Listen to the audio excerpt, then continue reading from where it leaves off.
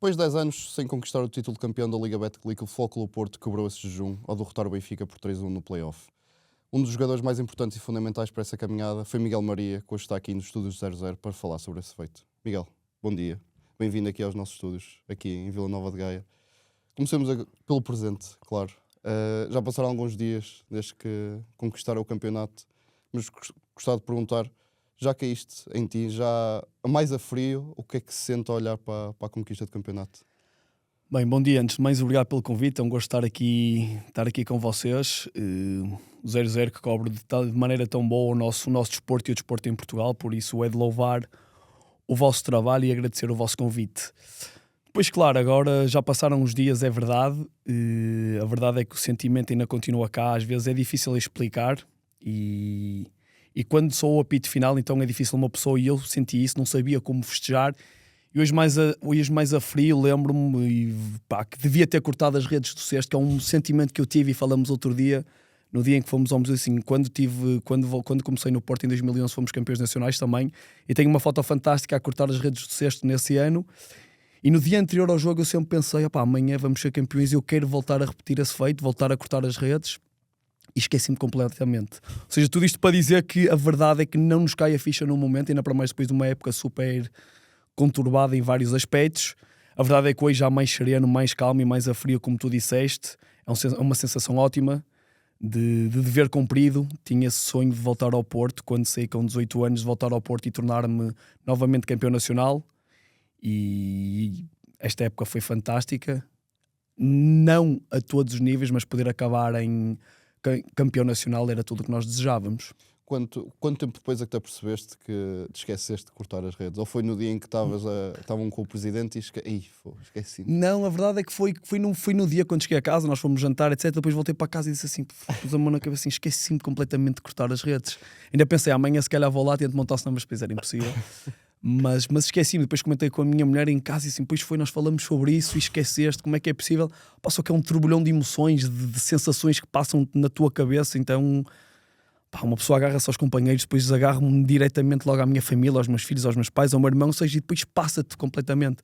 E pronto, foi um momento que eu vou guardar porque me esqueci realmente de cortar as redes e era algo que eu tinha visualizado na minha cabeça várias vezes sem conta e pronto, acabei por me esquecer. Mas algum dos teus companheiros fez isso? Não, ninguém o fez. Comentei isso quando fomos tirar a foto no Dragão Arena e entregar a taça ao museu, comentei isso com o Queiroz, assim, ninguém cortou a rede, ele depois esquecemos.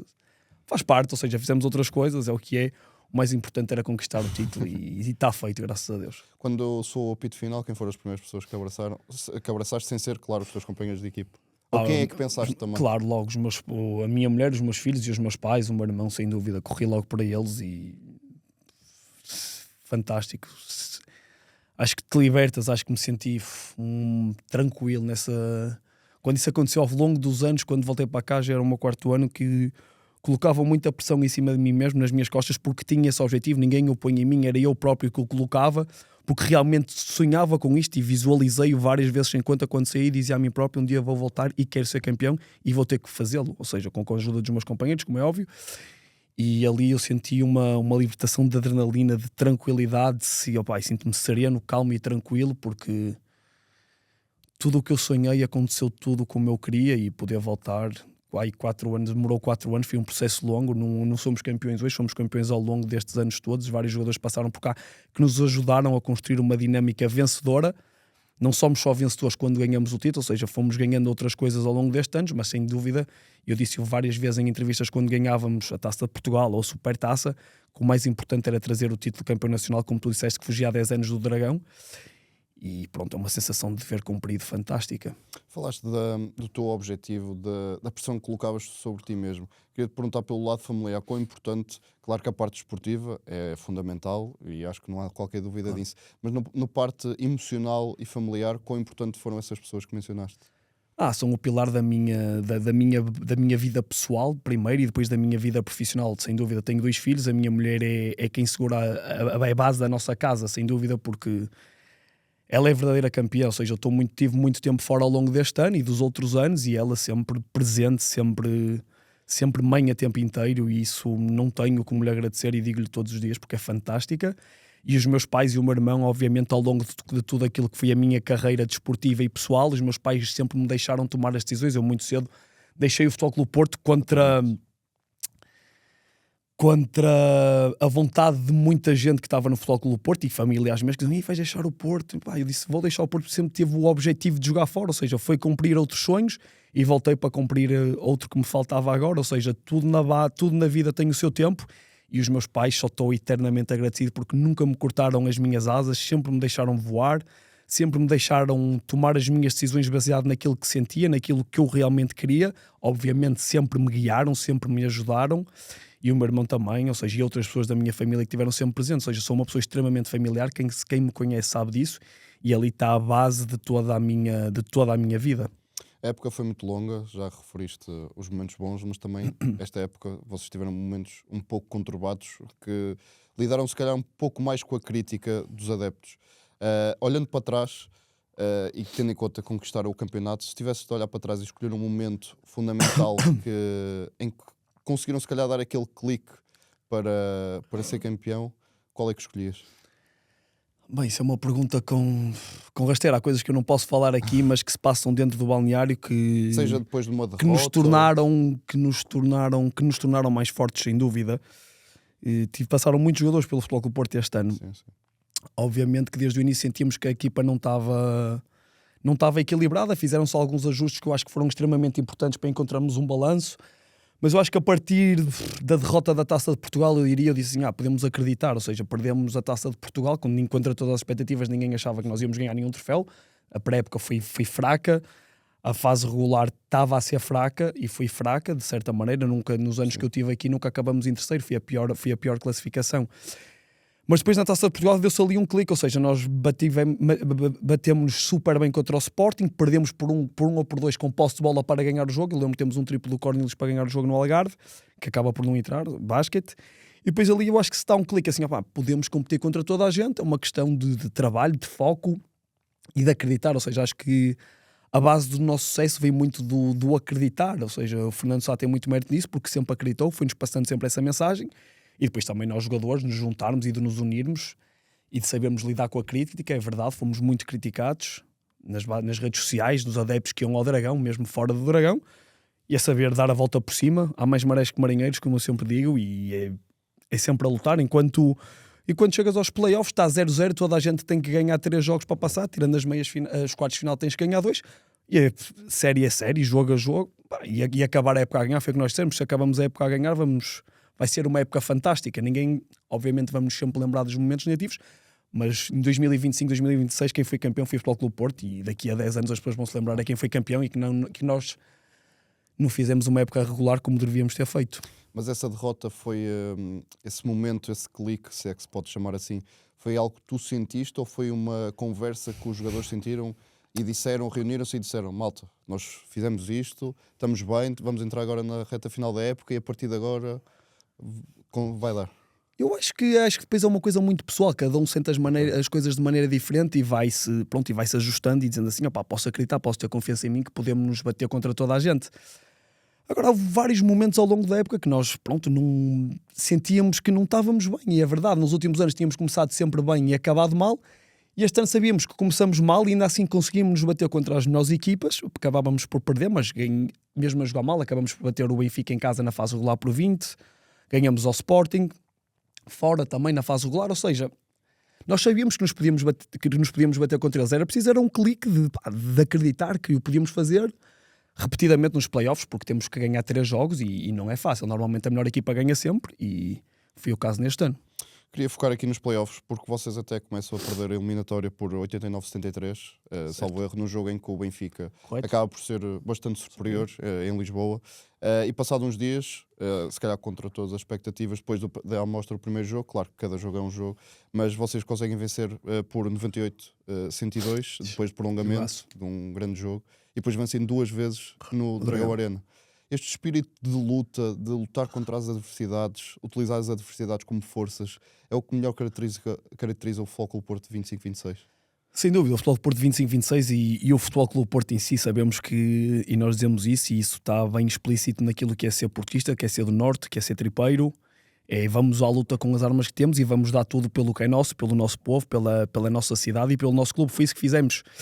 Acho que acabarmos o jogo 1, perdemos por 16, não foi? Foi 89, 73. Mas acabamos o quarto período com boas sensações, a lutar, a ir à luta. Ainda temos ali umas posses de bola que nos põem mais perto do jogo. Sabíamos que era difícil porque começamos extremamente mal, mas acabamos o primeiro jogo com boas sensações. Então transportamos isso para o segundo jogo. E o segundo jogo, pronto, é um jogo na raça, no querer, com o coração.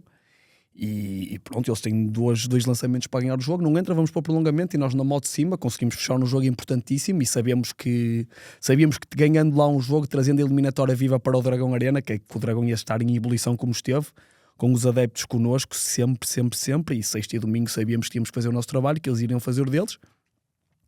Foi isso que fizemos, 2 jogos disputados, o terceiro acho que controlamos super bem, sempre. Pronto, e o quarto é um jogo, é sempre o mais difícil, é o jogo em que tens que fechar a eliminatória, sabes que tens a pressão de ganhar, porque sabíamos também da dificuldade que era se perdêssemos e tivéssemos que ir a um jogo 5 em Lisboa, e foi isso que fizemos, fechamos a eliminatória, fomos campeões e é um sentimento fantástico. Falas do quarto jogo ser o mais difícil, mas como é que se prepara esse jogo em termos emocionais? Porque falaste, quando eu referi aquele jogo em que vocês ganharam prolongamentos, falaste aí aquele grande jogo, e depois chegar ao quarto jogo com o apoio dos adeptos no Dragão Arena, mas com aquele 50-50, ou se ganha ou se vai para Lisboa num ambiente muito adverso. Como é que se prepara esse tipo de jogos? Bem, acho que é um trabalho muito mental que vem sido feito ao longo da época. Temos pessoas que trabalham a parte da psicologia no Dragão, temos fisioterapeutas, ou seja, acho que cada jogador tem a sua maneira de se preparar. Acho que é um jogo muito mental, acho que é preciso muita tranquilidade, muita serenidade, jogar com a cabeça e não com o coração sempre, que foi o que fizemos em alguns momentos do jogo. Tivemos atrás, passamos para a frente. Acho que é um momento muito pessoal e é saber e acreditar, eu acho. Acho que nós sentíamos que íamos ganhar. Eu tinha essa sensação, eu falava em casa com a minha mulher e dizia assim, amanhã não vamos perder, amanhã é impossível nós perdermos. E é isso, acho que é o acreditar, o falar de forma positiva contigo, dizer assim, nós amanhã vamos fechar a eliminatória, é possível, vamos acreditar. Foi isso que fizemos. É verdade, acho que obviamente tem muito a ver com o trabalho diário, com aquilo que vamos trabalhando para chegar a esta fase preparados. E é isso. Gostava também, lá está, a falar da questão das críticas, porque foi um aspecto muito presente durante toda a campanha. Na opinião dos vocês tiveram alguns resultados que, na opinião dos adeptos, ficaram um pouco abaixo das expectativas. Já falaste também sobre isso, já fizeste meia culpa entrar pela equipa, falaste da pré-época que foi fraca, nas tuas palavras. Certo. Vocês perderam durante o ano contra o Vasco da Gama, o Jogueira ou o Alvarense, por exemplo, resultados que, na opinião dos adeptos, lá está, ficaram um pouco abaixo das expectativas. Também sentiram necessidade de dizer entre muitas aspas que esta equipa tinha qualidade, porque quando vocês foram campeões, tu disseste, e passo a citar, ninguém dava nada por nós, mas mantivemos unidos e fomos campeões à Porto na raça, no querer e na luta. Era preciso esta resposta entre muitas aspas? Acho que sim, acho que era importante limparmos a imagem que tínhamos deixado ao longo da fase regular, ou seja, também cada um de nós tinha essa sensação dentro de si que, não quero que esta época acabe assim.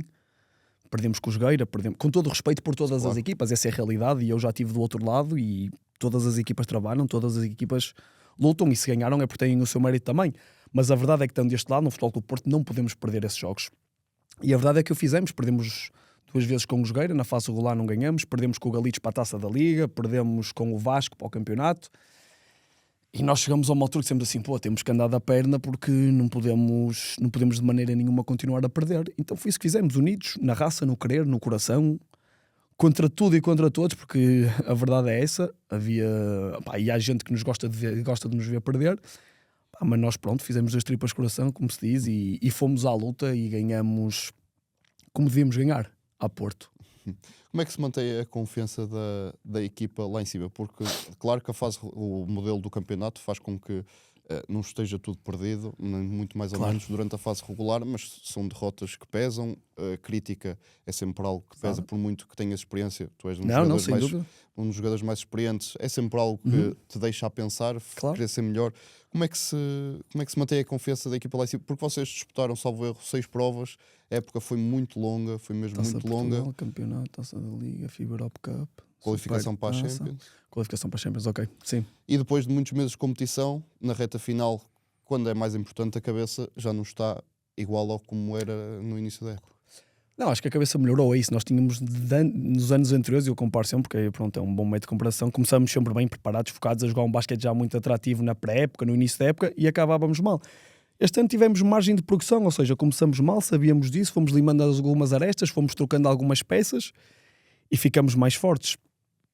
Agora, como é que se liga com a crítica? Isso é muito relativo, porque há coisas, eu falo na minha opinião, que eu nem leio, nem quero saber, abstenho-me totalmente, nem quero ouvir. Obviamente, se alguém me parar e me disser, "Oh, Maria, não jogaste um charuto?" Ou pá, vou ouvir, vou dar um aperto de mão, pá, cada um tem a sua opinião. Acho que é importante também perceber de onde é que vem a crítica. Acho que há muita gente que escreve e que fala e não faz a mínima ideia de como é que a bola pincha, o que é que cheira a bola de basquete, não fazem a mínima ideia do que é um jogo de basquete.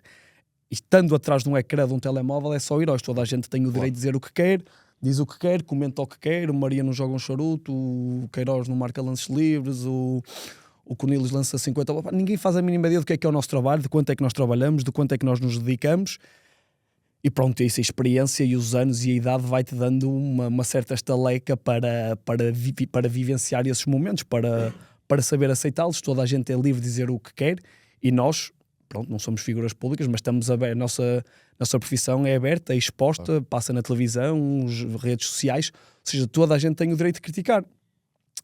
Acho que infelizmente as redes sociais hoje em dia, e falo das redes sociais porque muitos comentários vêm em redes sociais, é usada de forma destrutiva em vez de ser usada de forma construtiva. Obviamente é bom toda a gente dar opinião, mas acho que há pessoas que, com todo o respeito, não deviam opinar acerca de assuntos que não fazem a mínima ideia do que é que são, como eu não opino acerca de outras coisas que não fazem a mínima ideia do que é que são, muito menos opinar acerca e falar mal de jogadores ou de pessoas do meu clube que defendem a minha camisola, porque não é o nosso objetivo não é perder, nós não perdemos de propósito.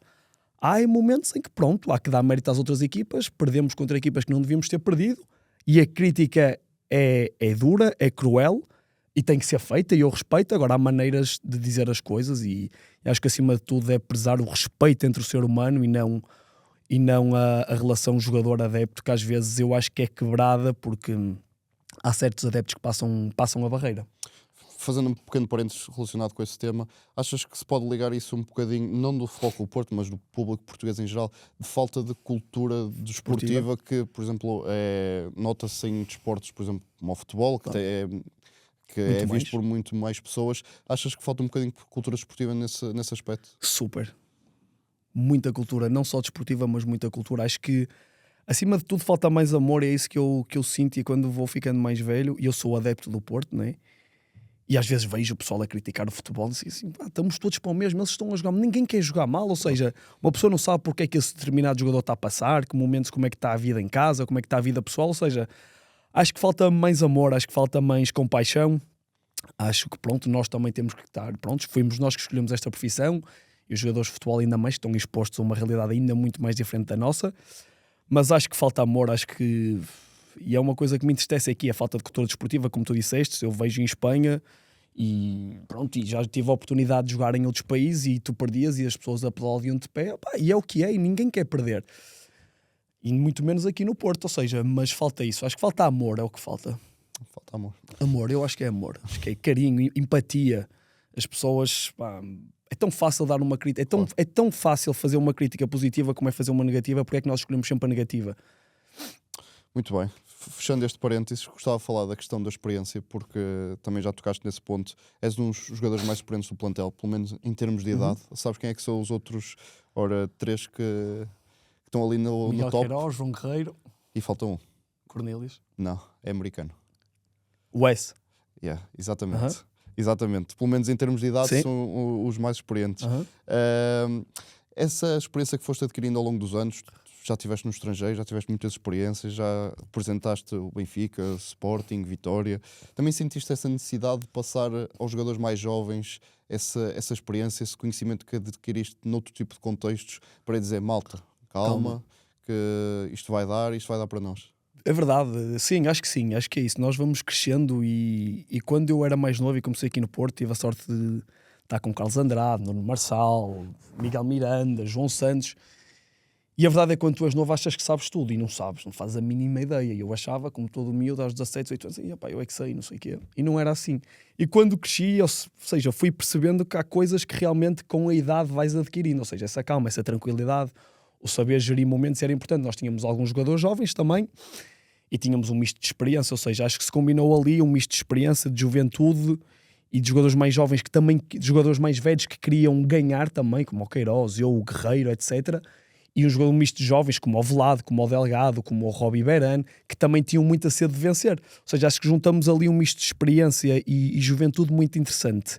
E a verdade é que eu já tinha estado nesta situação, e pronto, infelizmente, na altura estava no Benfica e infelizmente perdemos, porque na altura nós perdemos com o Oliveirense o jogo 1, ganhamos o jogo 2, trazemos a eliminatória muito viva para a luz e perdemos os 2 jogos contra o Oliveirense. Há que dar mérito, uma equipa extremamente bem orientada, fazem o bicampeonato, se não me engano, nesse ano, e pronto, então eu disse assim, nós vamos dar isto para a eliminatória para o Porto, não está a ganho, é preciso andar da perna e não relaxar, porque senão pode correr mal.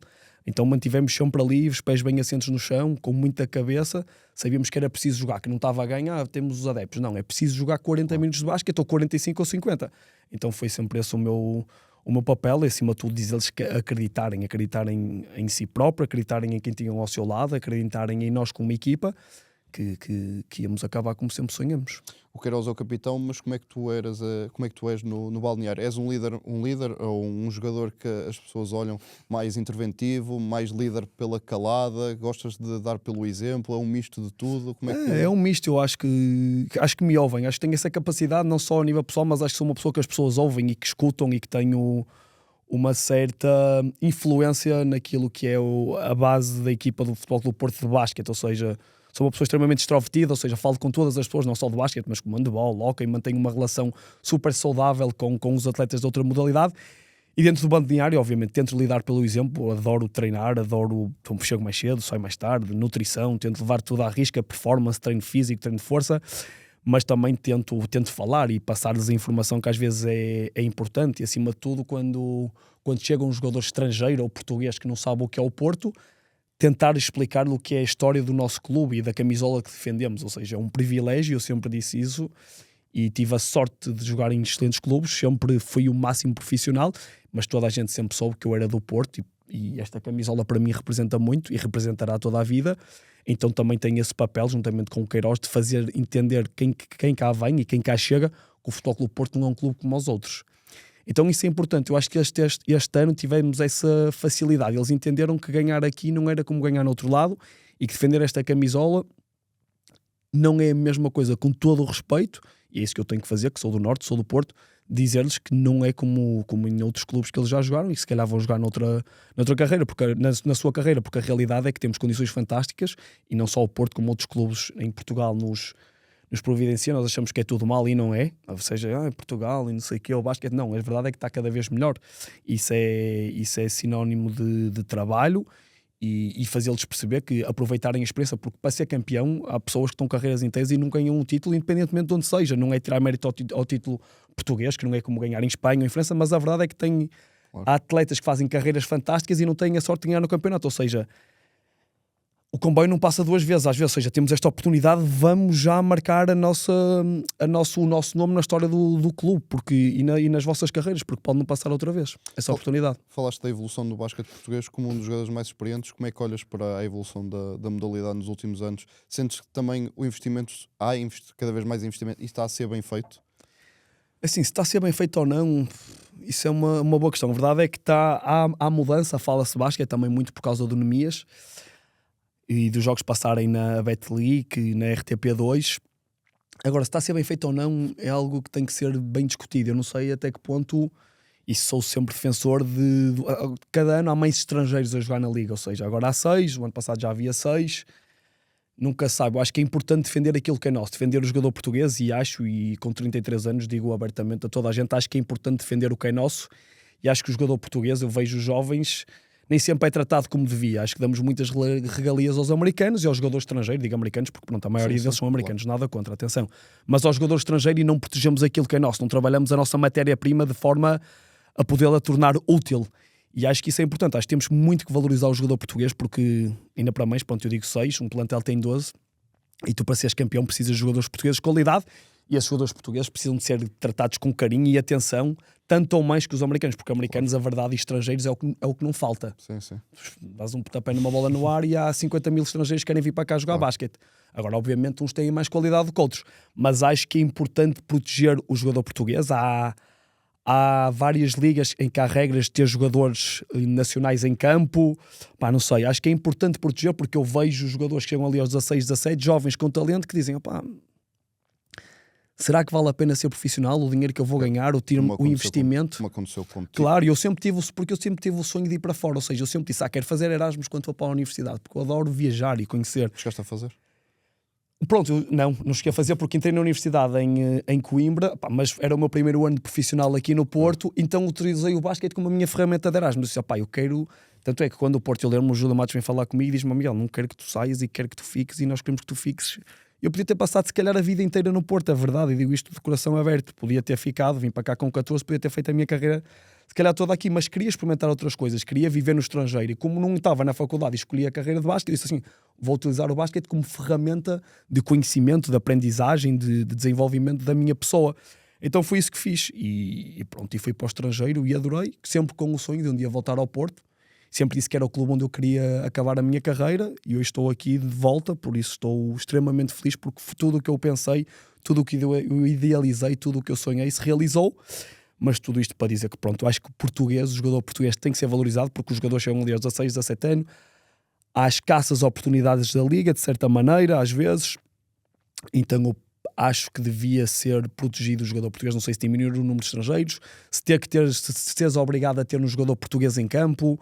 Não sei, acho que deveria haver uma regra que desse aos jovens algo para eles sonharem. Assim, eu posso sonhar que é possível ser jogador de basquete, é possível ser profissional e ganhar a vida assim. O Nemias, se calhar, também ajuda também a caminhar nesse sentido. Sem dúvida, o Nemias é nosso maior, neste momento, embaixador e espero que seja durante muitos anos. Mudando agora aqui um bocadinho de tema, porque o Futebol Clube Porto ganha o campeonato e faz com que tenha o passaporte assegurado para a próxima edição da Champions League. Como é que olhas para esse feito na próxima época? Ainda acaba por ser uma diferença considerável relativamente à FIBA Europe Cup. Não, é verdade, é fantástico poder disputar uma competição europeia de nível, não desvalorizando a FIBA Europe Cup. E é bom para o Futebol Clube Porto, ou seja, tem que o Futebol Clube Porto, seja em que modalidade for, e ainda hoje vi que em handball também vai jogar a Champions League, ou seja, é bom, o Porto está na Champions, é um clube de Champions no futebol, é um clube de Champions, é um clube campeão, o próprio nome indica, Champions é para os campeões e é para nós, e pronto, espero que o Futebol Clube Porto represente Portugal da melhor maneira na Europa, e estou seguro que o vai fazer. Já tiveram o Futebol Clube Porto este ano, teve na qualificação para a Liga dos Campeões, acabou por não conseguir, só o erro, perdeu nas meias finais. Contra o Chalão. Exatamente. E depois acabou por disputar a FIBA Europe Cup. Coisa que achas que são as principais diferenças que o Futebol Clube Porto vai encontrar na Champions League e da FIBA Europe Cup? São os pavilhões mais lotados? É a intensidade? É a qualidade? Depende, acho que é tudo um pouco, depende também de muita sorte, precisas ter sorte no sorteio. Na FIBA Europe Cup há equipas fantásticas e há equipas, se calhar, que poderiam, na FIBA Europe Cup, poderiam competir na Champions. Não competem porque o nível doméstico da Liga é muito elevado, como ao espanhol. O Bilbao ganhou o ano passado. Tenho dúvidas que o Bilbao, na FIBA Europe, que ganhou a FIBA Europe Cup, podia perfeitamente competir na Champions League. Agora, depende do teu grupo. Certamente vais ter pavilhões maiores, depende. Isto também te pode calhar uma equipa, não sei, mas teoricamente vai ser mais forte, vai ser mais duro, vai exigir mais dos jogadores. Mas é uma experiência fantástica, é outra competição, é outro modelo de competição. Eu sei que a FIBA Europe Cup acho que mudou para grupos de 8, se não me engano. A Champions League são grupos de 4, como era a FIBA Europe Cup antes. Ou seja, vamos ver, é preciso ter sorte na fase de grupos também para poder sonhar. E achas que também isso também está dependente de uma possível, por exemplo, agora o Benfica acabou em último, teve aqui algumas dificuldades, portanto o sorteio, e também acabou por nos acabou em última Champions League. Na fase regular, sim, acabou, certo. E achas que esse sorteio não teve um sorteio nada fácil? Não me lembro quem era. Le Mans? Não, Le Mans, uma equipa sérvia. E quem é que era? Estava a faltar aqui uma. Mas, e o Gran Canária. Eu tenho a ideia que só acabou com uma vitória. Gran Canária. Era alemão, uma equipa sérvia e o Gran Canária. Claro, é isso. Também é isso também que o foco preciso ter sorte para conseguir sonhar com uma eventual passagem à próxima fase. Sem dúvida, isso é como eu digo, é preciso ter sorte no sorteio e depois é preciso jogar, independentemente, a equipa pode sempre ser uma equipa teoricamente mais fraca, mas não vai ser uma equipa fraca. Claro. Comparada às outras, se calhar mas vai exigir muito do Futebol Clube Porto e é preciso, como eu já disse, andar da perna, trabalhar todos os dias para poder sonhar. Já falamos aqui muito do Futebol Clube Porto, vamos aqui para o Miguel Maria Cardoso, do ponto de vista individual, porque os nossos primeiros registros teus são no Escola Desportiva Limiana, em Viana do Castelo. Estiveste lá há vários anos, antes de ir para o Futebol Clube Porto, em 2006, 2007. Como é que surgiu a oportunidade de sair de Viana do Castelo para vir para o Porto? Ponte de Lima, em Ponte de Lima, Viana do Castelo, está certo.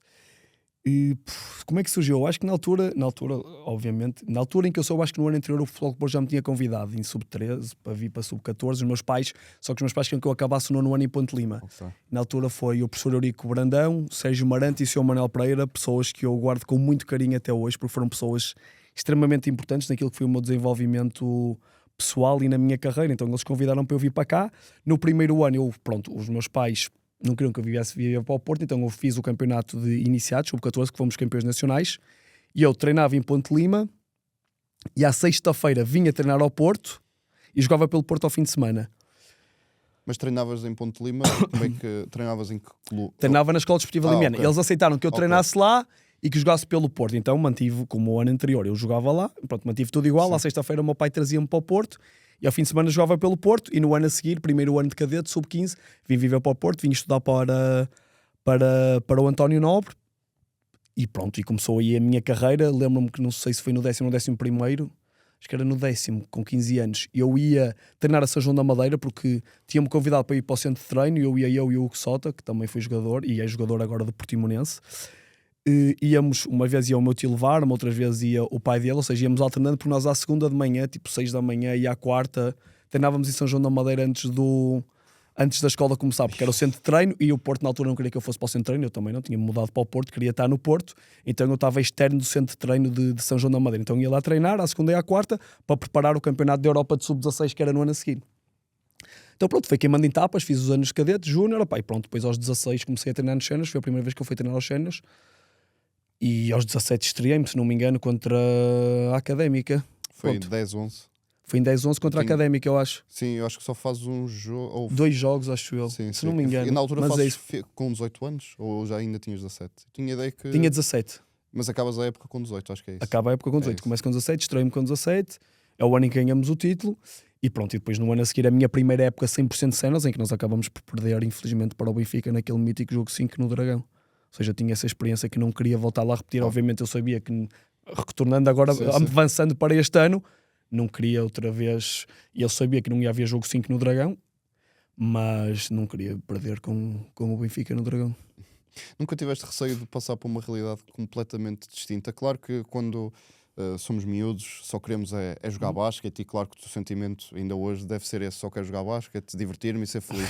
Mas olhando para trás, nunca tiveste receio de sair de casa dos teus pais e vir para uma realidade completamente diferente? É verdade, ponto, é difícil de explicar como é que acho que dentro de nós sempre temos alguma coisa que nos diz para seguir e para acreditar. Obviamente eu, quando era pequeno, tinha muitos medos, era uma pessoa que tinha medos. A minha mãe e os meus pais sempre cuidaram disso. Eu lembro-me e faço terapia, sempre fiz terapia, vou à psicóloga e digo abertamente, porque quando era medo, eu comecei a jogar com 4 anos, com 5, com 6 anos, eu não ficava sozinho no pavilhão, queria que a minha mãe ficasse comigo, ou seja, a minha mãe assistia ao treino todo, ficava comigo no pavilhão e depois vinha embora comigo. Até que depois, pronto, foi crescendo 8, 9, fui ficando no pavilhão sozinho, ou seja, acho que tudo na vida tem um processo. Se me perguntasse ao Miguel Maria, com 6 anos vais sair e vais viver para o Porto, e nem pensar que eu não vou deixar os meus pais por nada. Claro. Depois, pronto, com 14 vais crescendo, os teus medos vão diminuindo, vais percebendo como é que é a vida. E pronto, obviamente é uma mudança grande. Os meus pais vivíamos na Corrilhã, que é uma aldeia de Ponte Lima, eu andava na escola da Corrilhã até ao 9º ano, que muito pequena, e depois mudo-me para o Liceu António Nobre, uma escola grande no Porto, uma cidade grande, com muito mais coisas, com muita mais distração, mas eu posso-me orgulhar e dizer que o meu foco manteve-se sempre igual, mantive-me sempre a mesma pessoa, sempre com o mesmo sonho. E é isso, é importante ter uma base familiar muito sólida. Eu quando vivia para cá, vivia em casa de um irmão do meu pai, do Vasco, fazia as refeições em casa da minha tia, da Ana Ruth, irmã do meu pai. Então mantive-me sempre muito caseiro, a família esteve sempre perto, e os meus pais vinham cá e o meu irmão várias vezes. Então acho que todos eles, toda a família ajudou a que a transição fosse muito mais fácil. Falaste, é uma questão muito interessante, falaste da questão da psicóloga, falas Aham. abertamente disso. A partir do momento em que achaste que era boa ideia ir abrir-te com a psicóloga, foi a partir do momento em que começaste a perceber que o mundo do basquetebol ia ser o teu mundo a nível profissional durante os próximos anos? Ou foi quando já tinhas 13, 14 anos? Não, abri-me com a psicóloga desde... Eu lembro que a primeira vez que fui para a psicóloga, a minha mãe ainda não tinha carta, porque a minha mãe tirou a carta mais tarde, e nós fomos para Viena. Eu tinha 6 ou 7 anos. Na altura tinha medo de dormir sozinho e que viesse alguém e que me pegasse, então os meus pais, eu pedia para eles dormirem no sofá. Ou seja, a psicóloga sempre esteve presente na minha vida. Obviamente foi mudando, houve momentos ainda da minha vida em que fiz mais terapia do que outros, mas sempre tive a psicologia e a parte da mente que eu acho que é super importante cuidar e estar atento, porque ainda para mais hoje em dia, como já falamos, tudo o que é críticas, tudo, ou seja, é uma bola de neve que às vezes é difícil de gerir, então... Mas é muito interessante falar disso porque há uns anos, agora é mais aceito, mas há uns anos era visto como um tabu ir à psicóloga, mas agora Claro, é eu uma para coisa mim normal. não é tabu nenhum e agradeço a todas as psicólogas que eu tive e que me ajudam naquilo que é a minha vida diária, não só como jogador, mas a nível pessoal. Acho que há coisas que nós, pronto, que temos na nossa cabeça que é importante exteriorizar e saber e perceber o porquê é que acontecem, e eu não fujo à regra, vou continuar a ir. Ainda hoje falei com um amigo meu que tem uma clínica que nós falamos, e ainda hoje falei, opá, tenho que marcar porque já não vou há algum tempo, que as últimas semanas não tenho conseguido ir, infelizmente, tenho que marcar a minha consulta, quero ir, até porque, pronto, para baixar o ritmo, para estar tranquilo, e para falar acima de tudo. Acho que é importante falar. Eu falo com os meus pais, com a minha mulher, com familiares meus, com amigos meus, mas não é a mesma coisa.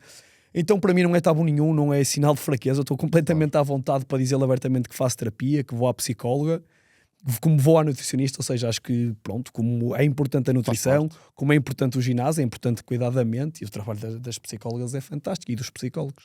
Gostava de recuar aqui um bocadinho também, porque já falaste da tua estreia a nível sénior em 10-11, na altura com 17, 18 anos, acabas a época com 18 anos.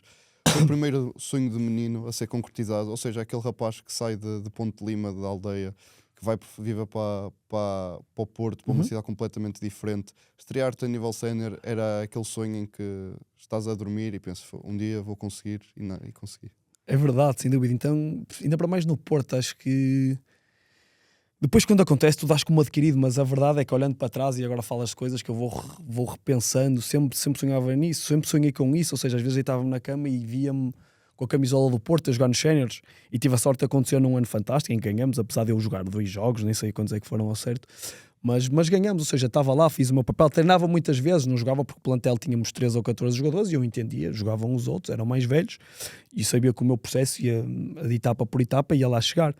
Mas aprendi muito com excelentes profissionais que tive lá, e a verdade é que depois tinha outro sonho, que foi jogar Euroleague, e tive a sorte de poder realizar esse sonho. Ou seja, joguei 5 ou 6 minutos contra o Fenerbahçe, estive no banco em outros vários jogos, contra CSKA, Barcelona, etc. Ou seja, acabava o jogo, cumprimentava Teodosic, Navarro, ou seja, dava por mim, vivia os meus sonhos. Obviamente depois sempre tive o sonho de ir para a NBA, não foi para a NBA, de jogar no Real Madrid, não tive esse sonho. Depois tu vais percebendo, este não vai ser realizável. Mas a verdade é que realizei muitos dos meus sonhos, ou seja, e um deles era sem dúvida jogar e estrear-me pelo Futebol Clube do Porto, porque na verdade eu, quando era pequeno, sonhava jogar com o Porto, mas nunca apanhei na minha cabeça, vivia em ponto de vou ser profissional. Não. E os meus pais nunca me puseram nenhum tipo de pressão, agora basquete, tens que ser profissional. Não, zero. Faz o que tu gostas, estuda. Eu sempre estudei, tanto é como disse, entrei em Engenharia e Gestão Industrial em Coimbra, e mantive sempre os pés bem assentos na terra. Depois as etapas, como se foram queimando, e assim, atenção que eu posso ser profissional, está aqui uma oportunidade, uma janela aberta, vou aproveitar. Então foi isso, eu aproveitei, estreiei pela equipa sénior. E depois eu tinha dentro de mim também, no segundo ano, assim, quero sair e quero ver como é que é a realidade fora. Sempre quis jogar Euroliga, quando via assim, quero jogar Euroliga. E tive a sorte de, no primeiro ano em que eu vou para o Nanterre nesse ano ser campeão. Eu não joguei na Pro A, só joguei no segundo ano. E no segundo ano que jogo pela Pro A, joguei pela Euroliga, ainda jogamos Eurocup também. Tive a sorte de me poder estrear e de jogar. Ou seja, tenho que agradecer porque sou um sortudo, porque foi realizando sonhos, há outros que ainda tenho por realizar. No basquete, acho que já não há nenhum sonho que diga assim, quero algo que me falta fazer. Não, queria voltar e ser campeão pelo Futebol Clube do Porto. Obviamente de certa maneira, tive a oportunidade de ganhar a campeonatos no ano passado, não o fizemos este ano, e pronto. Mas há outros sonhos que o Miguel pessoal que estamos a falar ainda tem por concretizar. Estiveste em França, na Alemanha, Espanha e Islândia. Foram estes 4 países que tiveste no estrangeiro. olhando para eles todos de uma forma global, quais foram as principais lições que retiras dessas experiências? Ou seja, e também, por outro lado, qual é que foi o momento mais complicado? Porque tu sais de Ponte Lima muito cedo, vens para o Porto, mas ir para um estrangeiro também acaba por ser um passo, se calhar, diferente, mais complicado, porque alguma coisa, os teus pais estavam a 1 hora de distância, pouco mais. No estrangeiro tinham de apanhar um avião e a logística era muito diferente. Claro. Bem, acho que todos eles me deram um pouco do Miguel que eu sou hoje. Houve momentos difíceis como em tudo, como há aqui no Porto, como houve no Benfica, como houve no Vitória, no Sport. Ou seja, acho que em todos eles há momentos difíceis, depois é sabê-los gerir. Quanto mais velho vais ficando, vais aprendendo a geri-los, mas foram momentos fantásticos. E agora que eu olho para trás, às vezes, como diz o nosso presidente, os melhores paraísos são os paraísos que perdemos. E às vezes uma pessoa está ali a dizer, a queixar-se de alguma coisa e não sabe o quão fantástico era esse lugar. Então eu sinto isso, aproveitei, sempre fui eu e a minha mulher, porque pronto, os nossos filhos nós nasceram cá no Porto, sempre aproveitamos muito os sítios onde estávamos, obviamente em termos de basquete, sempre esse era o foco, mas também em termos de conhecimento, de aprender, de vivermos como viam. Na Islândia fazíamos o que os islandeses faziam, íamos para a piscina à noite, água quentinha, a nevar, um frio tremendo, mas nós fazíamos piscina todos os dias. Em Espanha era a Movida, não Movida, que eu não bebo álcool, quem me conhece, não faço nada, mas saíamos, acabava o treino, íamos, a minha Carolina bebia uma copa em algum sítio. Eu lembro que à quarta-feira folgava e jogava a 300 km de Madrid, 80 de Valência. Nós íamos para Valência, íamos direto, mas para Madrid íamos como se fosse a 20 minutos daqui. Eu saía, acabávamos o treino na terça, à tarde saíamos para Madrid, quarta era sempre folga normalmente em Espanha, porque a semana era longa, leva-ouro. E jogávamos muitas vezes ao domingo, então à quarta ele dava folga. Eu ia para Madrid, terça para quarta dormia, quarta à noite vinha, ou dormia quarta para quinta se o treino fosse. Ou seja, sempre aproveitamos para curtir e para conhecer sítios novos e cidades novas, e sou apaixonado por Madrid. França foi fantástico, como disse, tive a sorte de cumprir um dos meus sonhos de sempre, que era jogar Euroliga, num plantel como o Nanterre, fantástico, guardo memórias fantásticas de viver em Paris com 18 anos, a minha moto, etc. E eu e a Carolina, fantástico. E na Alemanha também, um ano de aprendizagem em que eu venho de um ano mais difícil em França e vou para uma equipa de divisão mais fraca para jogar, para aprender alemão. Ou seja, todas elas me ensinaram e me deram coisas boas. Obviamente tive momentos difíceis em todas elas, mas faz parte e faz disso a pessoa que eu sou hoje. Estamos aqui, vamos fazer também um full circle, que tu acabas por regressar ao Futebol Clube do Porto, faz a formação, depois regressas ao Futebol Clube do Porto em 2022-23, a fechar o círculo quando eras mais novo. Como é que surgiu a oportunidade de regressar ao Porto nessa época? Na verdade ainda estava o diretor do Futebol Clube do Porto contactou-me, eu estava de Sporting, tinha mais um ano de contrato e a minha mulher estava grávida. Ou seja, eu, depois de um ano de Sporting, disse que era tempo de voltar a casa. A minha mulher estava grávida, queria que os meus filhos, e sempre disse isso e a Carolina também, que os nossos filhos, nós na altura, quando decidimos ter uma casa, quando os nossos filhos nascêssemos, porque como vivemos em vários sítios, houve uma altura da nossa vida, quando não tínhamos filhos, que dissemos assim, se calhar podemos viver em Madrid, Madrid pode ser a nossa base. Só que depois, quando começamos a ter filhos, falar com os avós, etc., e os avós, então como é que eu vou ver o meu neto? E a ajuda das pessoas que têm filhos, estar perto dos avós é bom, claro. Ajuda, etc. Então nós decidimos que a base de quando nascessem os nossos filhos ia ser o Porto. Então juntou-se o útil ao agradável, tive um convite para vir para o Futebol Clube do Porto, tive que me desvincular do Sporting e vim para o Futebol Clube do Porto, surgiu o convite e depois, a partir daí o resto é história. Voltei ao meu clube, estou feliz no Futebol Clube do Porto. E estabeleci aqui a minha base, a minha casa, os meus filhos um deles já está na escola e vivo aqui, sou feliz no Porto e viverei aqui durante muitos anos. Para fechar a entrevista, Miguel, que já vai longa, já falamos do presente, já falamos do passado, falta só agora abordar o futuro.